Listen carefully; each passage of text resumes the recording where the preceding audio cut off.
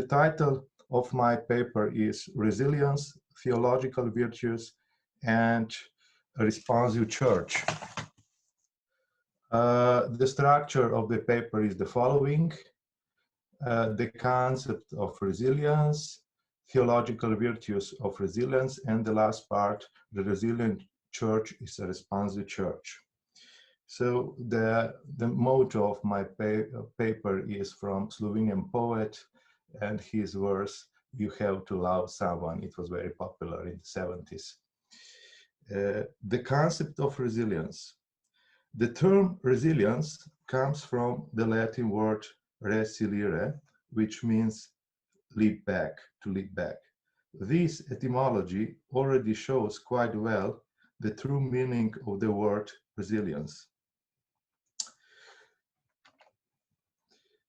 The appropriate metaphor for resilience is not a robust tank or oak, but a light tree or grassy plant that bends in strong winds, but over time returns undamaged to its previous state. The main characteristics of resilience are, in addition to durability, flexibility, as well as an appropriate capability of transformation. Resilience is the proper combination or proportion between the transformation and the preservation of the identity of an entity, organism, person, or system, where it is not always easy to answer whether the entity has retained the identity after the transformation. Resilience strategies take into account unforeseen and not yet seen or unexperienced events, the black swans. Strengthening resilience means strengthening preparedness for unknown problems. Resilient entity will not be completely thrown off track by surprise or ambivalence, even if it is vulnerable. In this sense, the ability to adapt, improvise, ingenuity, and be prepared for surprises are among the leading virtues of resilient entity.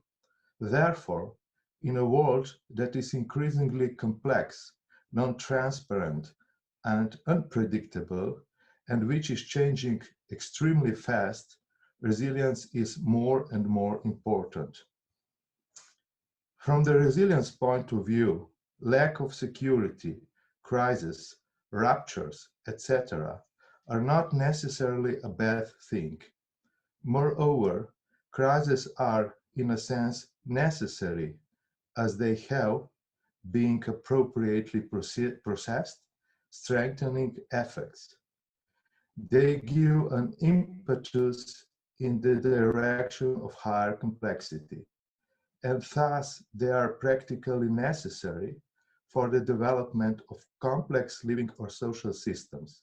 In this sense, the central issue of the resilience perspective is not the provision of integrity and some stable security and protection arrangements, but the role of tensions, ruptures, and crises in the development of systems and survival and self-preservation of an otherwise vulnerable systems in unstable and unpredictable conditions. Resilience is the ability of an entity to preserve itself despite, in quotation marks, its vulnerability and injuries. Resilience is a crisis concept, as it is unintelligible without the concepts of problem, affliction, challenge, or crisis. We start talking about resilience in times of crisis, and its increased use is an indicator of the onset of a crisis. Speaking of resilience is a crisis discourse. Theological virtues and resilience. The question that arises for a researcher of virtues and a theologian in the context of resilience is, How can classical theological virtues, faith, hope, and love, contribute to resilience? Our starting point is that the importance of religious traditions and reflections is not in providing of direct solutions to problems, but on the meta level. They help to shape mental and spiritual infrastructures, basic attitudes, and patterns of experience needed to seek solutions with the right perspective. In line with this premise, I will examine below how human fundamental attitudes are related to faith, hope, and love. The hypothesis I will argue for is that active and living faith is the source of human resilience, as the two other theological virtues are. Let's start our reflection on faith with the reflection on trust. The biblical term for faith is aman. Aman means to rely on God. Faith is closely intertwined with trust in God. From this point of view, we can conclude that faith is the source of human strength, as man relies on the reliability of God to develop his own strength, reliability, and endurance. This finding can be further substantiated and deepened by considering the importance of man's sense of the coherence of the world and life and the connection of this sense with faith. The sense of coherence occupies a central place in the salutogenesis approach developed by medical sociologist Aaron Antonovsky. Antonovsky highlighted three central health factors: comprehensibility, manageability, and meaningfulness.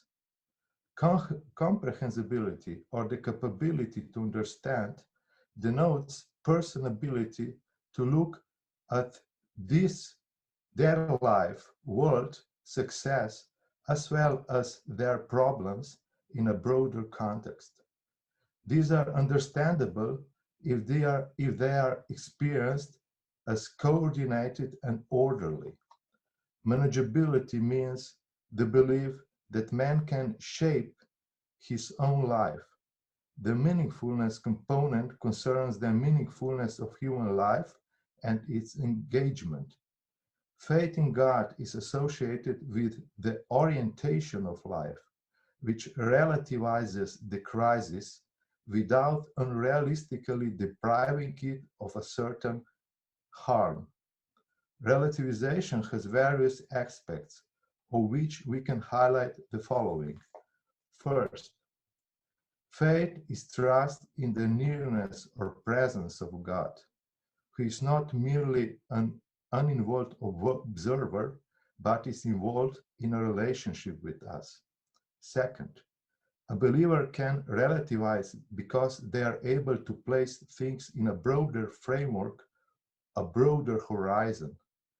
They can do so because they are capable of experiencing and understanding through parables, metaphors, symbols that point to something greater and transcendent. Third, believers do not experience their own identity as their own achievement, but as something that is a gift of God. Relativizing the meaning of oneself, things, events, and problems associated with faith implies a certain spiritual peace and serenity, in German Gelassenheit.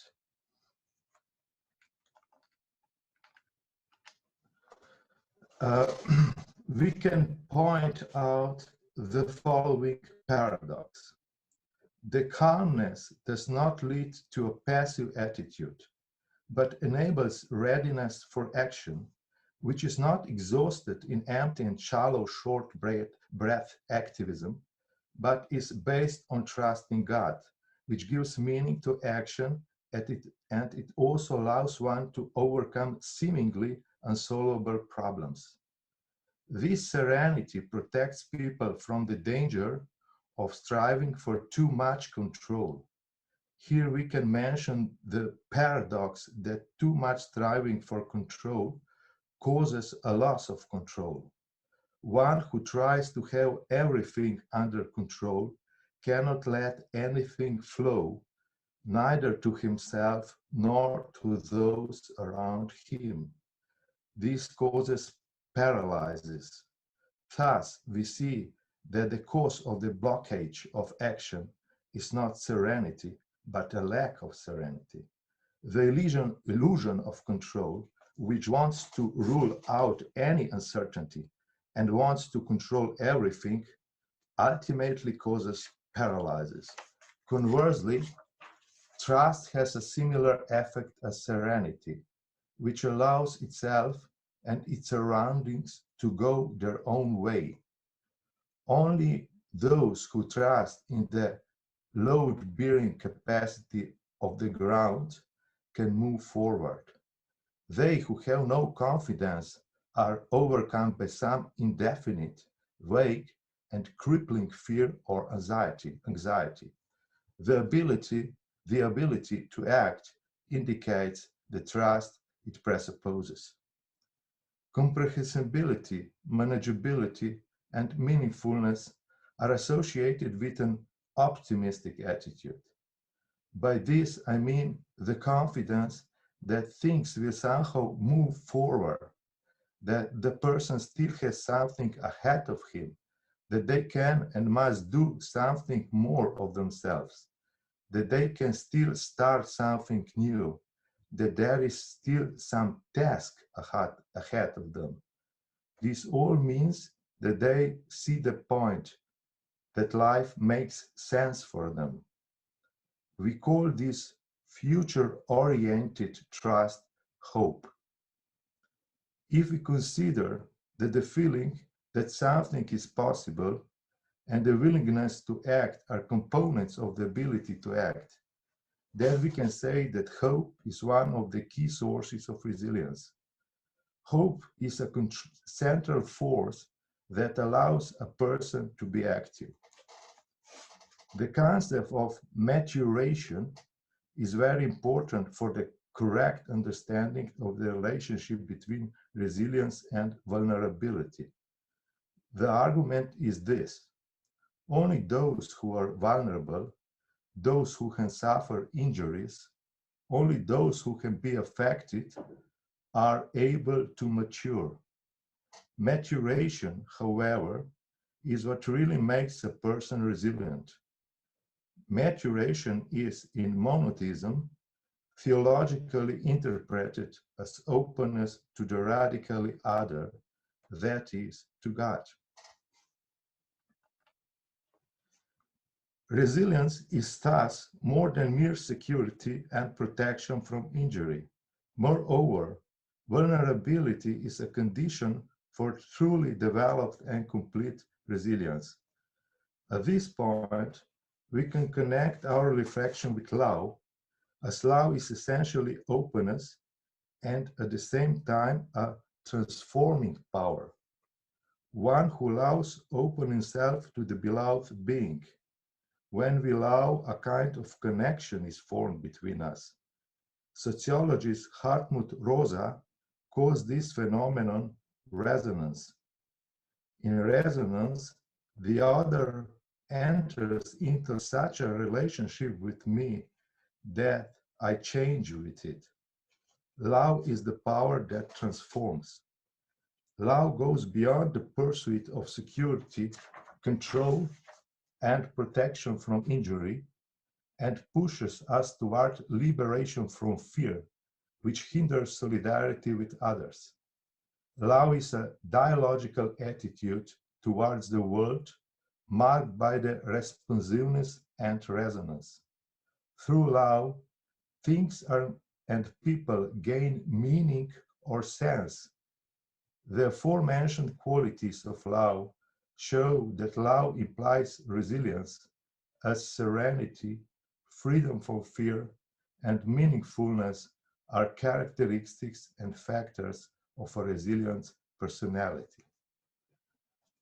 The Christian virtues are those capabilities that relativize merely worldly fear, free us from it, motivate us to look critically and at the same time realistically, and allow us to act freely and turn to others.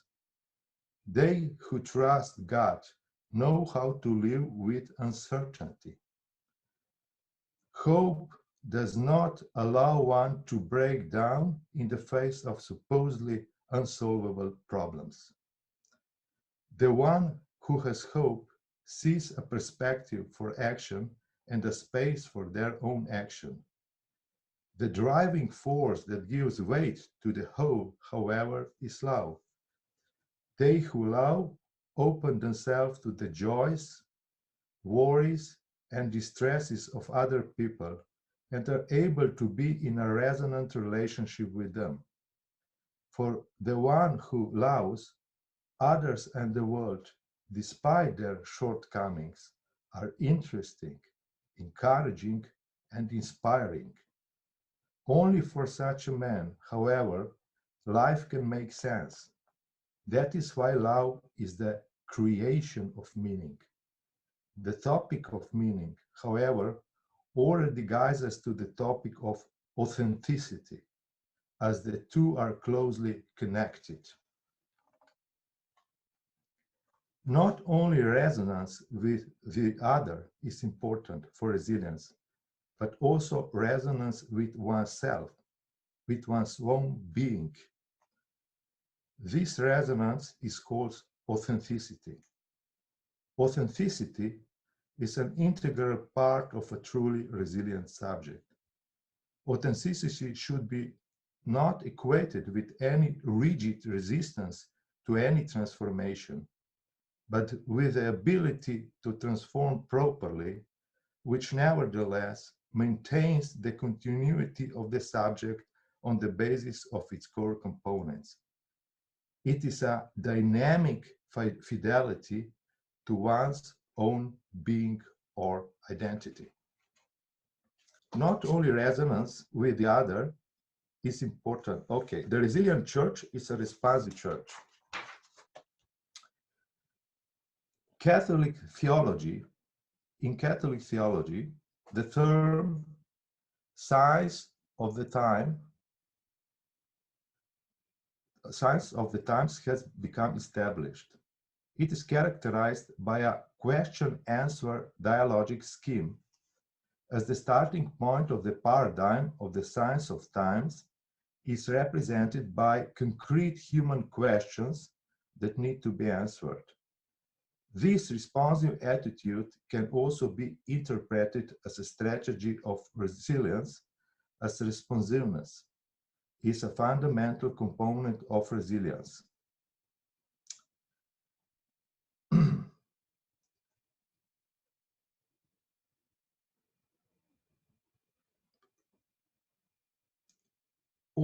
And I will short it a little bit. So all these findings about the resilience can be applied to the question, what is a resilient church? So I just applied in a minute, this sketch. So what is, all these findings can be applied to the question of what a resilient church is. My conclusion is that a resilient church can only be a church that responds to the signs of the times, that is open to the world and thus also vulnerable. An open and vulnerable and thus loving church, however, is only a church that marches to the margins of life, focusing primarily on the helpless and needy. At the same time, resilient church is a church that, with all due respect for tradition, is able to transform without losing its authenticity. Only an active and responsive church can learn.